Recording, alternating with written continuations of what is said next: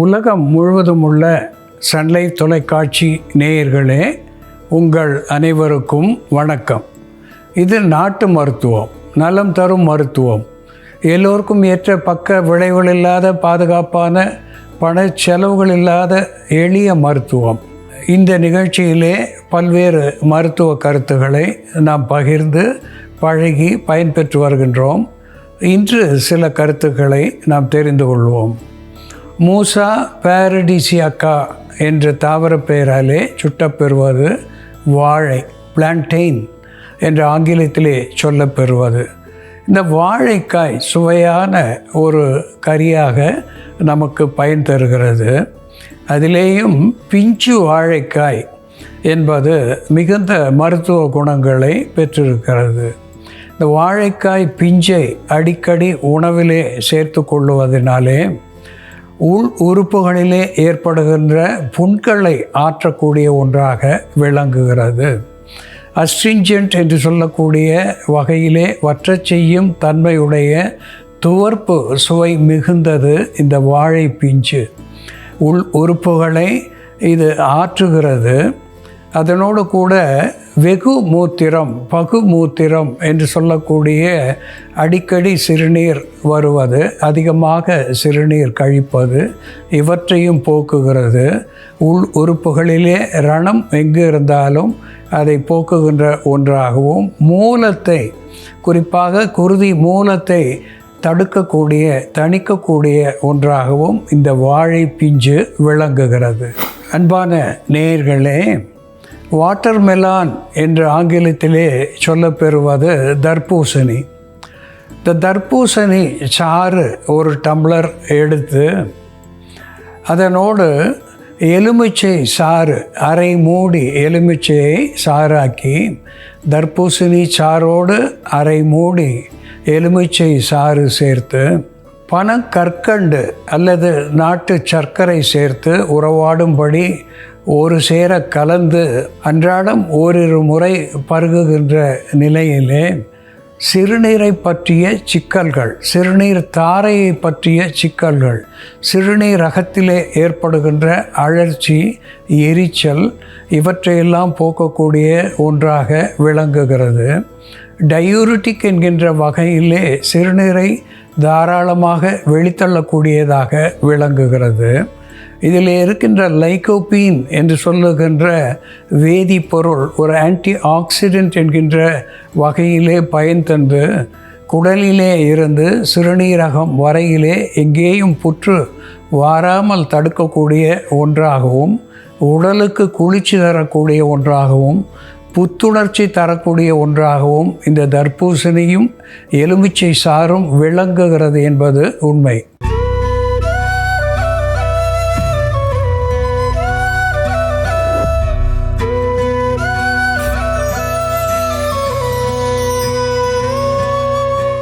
அன்பான நேயர்களே, மேங்கிஃபெரா இண்டிகா, மேங்கிஃபெரா இண்டிகா என்று தாவர பெயராலே சுட்டப்பெறுவது, மேங்கோ என்று ஆங்கிலத்திலே சொல்லப்பெறுவது, மாமிடி என்று தெலுங்கு பாஷையிலே இதற்கு பெயரை சொல்லியிருக்கிறார்கள், அம்ரா என்று வடமொழி பெயரை பெற்றிருக்கிறது. தமிழிலே இதை மாங்கனி என்று சொல்லுவார்கள். மா என்று சொன்னால் பெரிய என்று பொருள் பெறும். மிகப்பெரிய கனி இது என்று பார்த்தால் இது சிறிய கனிதான். பலா போல இது பெரிய கனி அல்ல.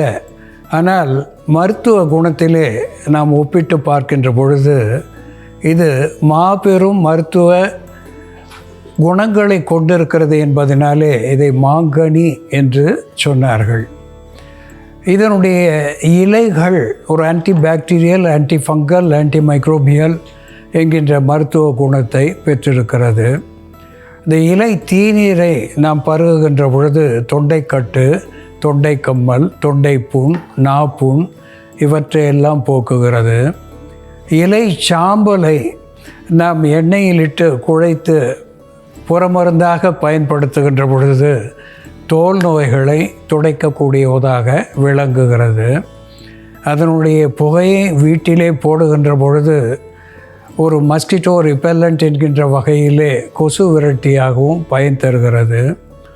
பூக்களை நாம் சூரணமாக பயன்படுத்துகின்ற பொழுது சர்க்கரை நோயை தணிக்கக்கூடிய ஒன்றாக திகழ்கிறது. இதனுடைய கனிகள் சாதாரணமாக ஆண்டுக்கு 2-3 மாதங்களுக்கு நமக்கு அபரிமிதமாக கிடைக்கக்கூடிய ஒன்று இதனுடைய காய்களும் கனிகளும். இதனுடைய கனிகள் ஒரு ஸ்பெர்மட்டோஜெனிக் என்கின்ற வகையிலே வெந்நீர் என்று மருத்துவ பாஷையிலே சொல்லுவார்கள். வெந்நீர், சுக்கிலம் என்று வடமொழி பெயரை பெற்றிருக்கிறது. அதாவது விந்துனுடைய உற்பத்தியை அதிகப்படுத்தக்கூடியதாக இந்த பழம் விளங்குகிறது. இந்த மாம்பழத்தை சரியான அளவுக்கு உண்பதினாலே, அதிகமாக உண்ணுகின்ற பொழுது வயிற்றுப்போக்கு ஏற்படும். அளவாக உண்ணுகின்ற பொழுது இது சுக்கிலத்தை, விந்துவை அதிகப்படுத்தி மேல் இன்ஃபெர்டிலிட்டி என்கின்ற நிலையிலே இருந்து மாற்றி ஆண் மலடு என்பதை மாற்றி பிள்ளை பேரை கொடுக்கக்கூடியதாக இது விளங்கும். அதனோடு கூட உடலுக்கு பொலிவு தரக்கூடிய ஒன்றாகும். இதில் பீட்டா கெரோட்டின் என்று சொல்லக்கூடிய விட்டமின் ஏ அண்ட் டி என்கின்ற ஆன்டி ஆக்சிடெண்ட் அதிகமாக இருப்பதனாலே புற்று வாராமல் தடுக்கக்கூடிய ஒன்றாக இது விளங்குகிறது. அதோடு கூட நாம் குறைத்து சாப்பிடுகின்ற பொழுது உடலுக்கு குளிர்ச்சியையும், அதிகமாக சாப்பிடுகின்ற பொழுது உடலுக்கு உஷ்ணத்தை தரக்கூடிய ஒன்றாகவும் மாங்கனி விளங்குகிறது. இதனுடைய காய்கள் நாம் பயன்படுத்துகின்ற பொழுது பசியை தூண்டக்கூடிய ஒன்றாக விளங்குகிறது. சுவையை தரக்கூடிய, உணவுக்கு சுவை தரக்கூடியதாக விளங்குகிறது. அதனாலே ஒரு பழமொழி தமிழிலே உண்டு. மாதா ஊட்டாத சோற்றை மாங்காய் ஊட்டும் என்று ஒரு பழமொழி சொல்லியிருக்கிறார்கள். இந்த மாங்காயை ஏதேனும் ஒரு வகையிலே உணவிலே சேர்த்து கொள்ளுகின்ற பொழுது இன்னும் கொஞ்சம் உண்ண வேண்டும் என்கின்ற உணர்வு ஏற்படுகிறது. பசியை தூண்டுகிறது, ருசியை நமக்கு அதிகரித்து தருகிறது. இதனுடைய பிச்சுகளை ஊசிகளை கொண்டு ஓட்டைகள் இட்டு உப்பு நீரிலே ஊற வைத்து அவற்றை தாளிதம் செய்து உணவோடு சேர்த்து கொள்ளுகின்ற பொழுது முத்தோஷ சமனியாக, வாத பித்த சிலேத்துமங்களை போக்கக்கூடிய ஒன்றாக விளங்குகிறது. சாதாரணமாக மாம் பிஞ்சு ஊறுகாய், ஆவக்காய் வடு என்று கூட சொல்லுவார்கள். அப்படி ஒரு பயனை தருகிறது. அதனுடைய கொட்டைகள், உள்ளிருக்கின்ற பருப்புகள் கூட நமக்கு மருந்தாகி பயன் தருகிறது.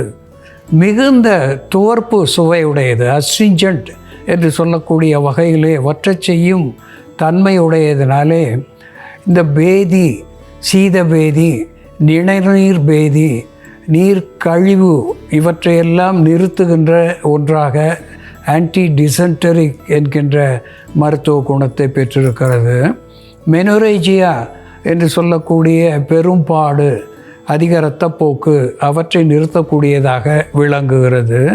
லுகேரியா என்று சொல்லக்கூடிய வெள்ளைப்போக்கு அதையும் போக்கக்கூடியதாக விளங்குகிறது. சாதாரணமாக முன்பெல்லாம் இந்த மாங்கொட்டையை நெருப்பில் இட்டு மணிலா கொட்டை போல, வேர்க்கடலை போல ஒரு சிற்றுண்டியாக பயன்படுத்துவது வழக்கம். அன்பான நேயர்களே, இந்த மா எப்படி மருந்து ஆகிறது என்று செயல்முறையிலே பார்ப்போம், வாருங்கள். நேயர்களே, நாம் இன்னைக்கு மாம்பருப்பை பயன்படுத்தி கழிச்சல், சீதக்கழிச்சல், மலக்குடல் மற்றும் பெருங்குடலில் ஏற்படக்கூடிய புண்கள், வயிற்று வலி இவற்றை சரி செய்யக்கூடிய ஒரு மருந்து தயார் பண்ணலாம். இதற்கு தேவையான பொருட்கள்: மாம்பருப்பு, ஓமம், கசகசா, சுக்கு, எலுமிச்சம்பழம். முதல்ல நாம் ஓமம், 1 ஸ்பூன் அளவுக்கு ஓமம் எடுத்துக்கலாம். ஓமத்தை லேசாக வறுத்துக்கலாம். நமக்கு மாம்பழம் சீசனில் மாம்பழம் அதிகமாக சாப்பிட்டாலோ அல்லது சுகாதாரமற்ற முறையில் பழுக்க வச்ச மாம்பழங்களை செயற்கை முறையில் பழுக்க வச்ச மாம்பழங்களை நம்ம சாப்பிட்டாலோ வயிற்றுப்போக்கு உண்டாகும். அந்த வயிற்றுப்போக்கு சில நேரங்களில் கழிச்சல் மற்றும் சீத கழிச்சலாக கூட இருக்கும். அப்படி இருக்கும்பொழுது இந்த மருந்தை நம்ம தயார் பண்ணி சாப்பிட்டோம்னா நமக்கு குடலில் ஏற்படக்கூடிய புண்களும் ஆறும், கழிச்சலும் கட்டுப்படும். கழிச்சல் உண்டாகக்கூடிய அந்த டாக்ஸின்ஸை டீடாக்ஸ் பண்ணக்கூடிய ஒரு மருந்தாகவும் இது செயல்படும். இப்போ நம்ம ஓமத்தை வறுத்துட்டோம். இதோடவே சேர்த்து கசகசா வறுத்துக்கலாம். சம அளவு கசகசா, 1 ஸ்பூன் அளவுக்கு ஓமம் சேர்த்தோம், 1 ஸ்பூன் அளவுக்கு கசகசா. இதையும் சேர்த்து வறுத்துட்டு கசகசா பொரிய ஆரம்பித்ததும் நம்ம இதோட சுக்கு பொடி சேர்த்துக்கலாம். சுக்கு பொடி 1/4 தேக்கரண்டி அளவு. கசகசா பொரிய ஆரம்பிச்சிருச்சு. கலர் மாற ஆரம்பிக்கும் பொழுது நம்ம ஸ்டவ் ஆஃப் பண்ணிடலாம். சுக்கு, கசகசா மற்றும் ஓமம் இவை 3ஐயும் சேர்த்து நம்ம வறுத்து வச்சுருக்கோம். இங்கே இதோட நம்ம பொடி பண்ணி வச்சுருக்க மாம்பருப்பை சேர்த்துடலாம். மாம்பருப்பு நமக்கு மாங்காய் சீசனில் கிடைக்கும் பொழுது இந்த கொட்டைகளை நம்ம பழம் சாப்பிட்டுட்டு அந்த தூக்கி போடுற அந்த கொட்டைகளை உடைச்சிட்டு அது உள்ளே இருக்கக்கூடிய இந்த பருப்பு எடுத்துகிட்டு இந்த மேல் தோலை நீக்கிட்டு, இந்த மேலே இருக்கக்கூடிய இந்த தோலை நீக்கிட்டு இந்த பருப்பை மட்டும் நம்ம வெயிலில் காய வச்சுக்கணும். காய வச்சு பதப்படுத்தி வச்சுக்கிட்டோம்னா இது வருடம் முழுக்க கெட்டு போகாது, அப்படியே இருக்கும். நமக்கு தேவையான பொழுது எடுத்து உடச்சி இது போல் தூள் ஆக்கிட்டு நம்ம பயன்படுத்தலாம். நம்ம ஏற்கனவே இங்கே காய வச்ச மாம்பருப்பை பொடி பண்ணி இடித்து வச்சுருக்கோம். இந்த இடித்து வச்ச மாம்பருப்பும் எடுத்துக்கலாம். நம்ம ஓமம் எந்த அளவுக்கு சேர்த்தமோ அதே அளவுக்கு மாம்பருப்பு, 1 ஸ்பூன் அளவுக்கு மாம்பருப்பு இதையும் சேர்த்து வறுத்துட்டு நம்ம இதெல்லாம் சேர்த்து ஒரு சூர்ணமாக இப்போ அரைச்சிடலாம்.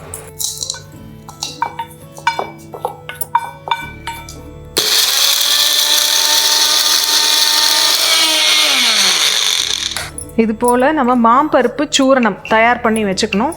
1/2 தேக்கரண்டி அளவு எடுத்துக்கணும். 1/2 தேக்கரண்டி அளவு எடுத்துக்கிட்டு இதோட எலுமிச்சம் பழச்சாறு கொஞ்சம் மிக்ஸ் பண்ணணும். எலுமிச்சம் பழச்சாறு நம்ம சேர்த்து சாப்பிடும் பொழுது அது விட்டமின் சி சப்ளிமெண்ட்டாக இருக்கிறதுனால நமக்கு கிருமி தொற்று தடுக்கக்கூடிய மருந்தாகவும் உடலுக்கு வன்மை இம்யூனிட்டி தரக்கூடிய மருந்தாகவும் செயல்படும். அதே போல் இதில் இருக்கக்கூடிய கசகசா ஒரு ஆன்டி ஸ்பாஸ்மோடிக் ஏஜெண்ட்டாக செயல்பட்டு வயிற்றில் ஏற்படக்கூடிய இறுக்கத்தை கம்மி பண்ணக்கூடிய மருந்தாக இருக்கும். சுக்கு குடலில் உள்ள வாதம் மற்றும் கபத்தை கட்டுப்படுத்தக்கூடிய மருந்தாகவும் வயிற்று ஓட்டத்தை சரி செய்யக்கூடிய மருந்தாகவும் இருக்கும். அதே போல் ஓமம் மலத்தை கட்டக்கூடிய ஒரு மருந்தாக செயல்படும். நம்ம மாம்பருப்பில் இருக்கக்கூடிய துவர்ப்பு தன்மை குடலில் உள்ள புண்களை ஆற்றக்கூடிய மருந்தாகவும் வற்றச் செய்யும் தன்மை உடையதுனால மலம் இறுகக்கூடிய மருந்தாகவும் இது செயல்படும். கழிச்சல் மற்றும் சீத கழிச்சல் இருக்கும் பொழுது நம்ம மாம்பருப்பை இது போல் மருந்தாக பயன்படுத்தலாம். இந்த சூரணம் தயார் பண்ணி வச்சுக்கிட்டோம்னா நம்ம தேவையான போது அதை எலுமிச்சம்பழச்சாறுலையோ அல்லது மோர்லேயோ கலந்து நம்ம குடிக்கும் பொழுது ஒரு வேளை சாப்பிடும் பொழுதே நமக்கு கழிச்சல் கண்ட்ரோல் ஆகிடும். மாம்பருப்பு, கசகசா, ஓமம், சுக்கு மற்றும் எலுமிச்சம் பழச்சாறு சேர்ந்த இந்த மருந்தை காலை, மதியம், இரவுன்னு 3 வேளையும் எடுத்துக்கும் பொழுது கழிச்சல் மற்றும் சீத கழிச்சலை சரி செய்யக்கூடிய மருந்தாகவும் பெருங்குடல் மற்றும் மலக்குடலில் ஏற்படக்கூடிய தொற்று புண்களை ஆற்றக்கூடிய மருந்தாகவும் செயல்படும்.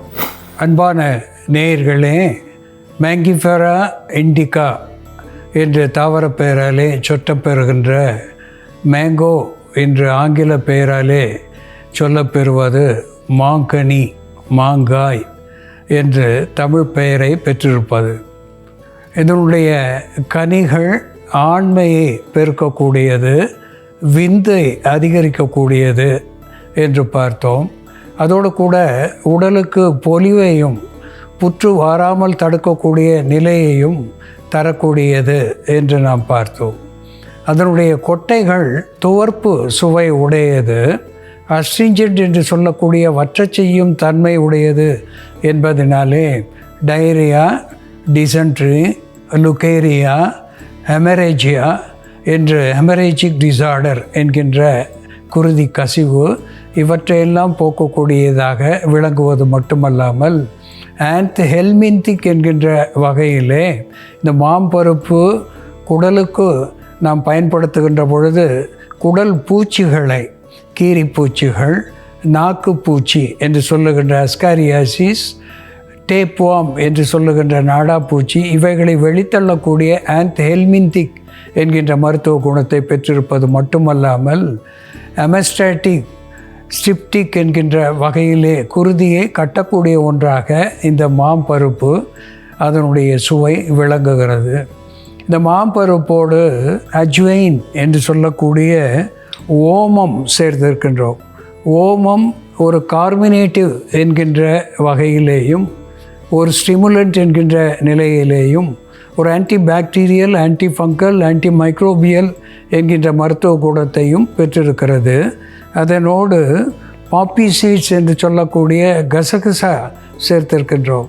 கசகசா ஒரு ஆன்டி ஸ்பாஸ்மோடிக், மைல்டு செடேட்டிவ் என்கின்ற வகையிலே கடுப்பை போக்கக்கூடியது, வலியை தணிக்கக்கூடியது. இதனோடு ஜிஞ்சிபர் அஃபிஷினேல் என்று சொல்லக்கூடிய சுக்கு சேர்த்திருக்கின்றோம். சுக்கு முத்தோஷ சமனியாக விளங்குகிறது, வாயுவை தடுக்கிறது, வலியை போக்குகிறது, செரிமான சீர்கேடுகளை நீக்குகிறது. இந்த அஜ்வைன் என்று சொல்லக்கூடிய ஓமம், கசகசா, சுக்கு, மாங்கொட்டை சூரணம், அதனோடு எலுமிச்சை சாறு கலந்த இதை நாம் ஒரு 10 ml அளவுக்கு அந்தி சந்தி என்று இருவேளை பருகுகின்ற பொழுது வயிற்றுப்போக்கு, கழிச்சல், சீதபேதி, வெள்ளைப்போக்கு இப்படிப்பட்ட அத்துணை துன்பங்களையும் வெளித்தள்ளக்கூடிய ஒன்றாக விளங்குகிறது. அன்பான நேயர்களே, இனிய மாங்கனிக்கு உள்ளே இருக்கின்ற தோற்பு சுவையுடைய மாங்கொட்டை எவ்வளவு பெரிய மருந்தாகிறது என்று நாம் பார்த்து தெரிந்து கொண்டோம். இதுபோல வேறு ஒரு மருத்துவ குறிப்போடு நாம் மீண்டும் சந்திப்போம். நன்றி, வணக்கம்.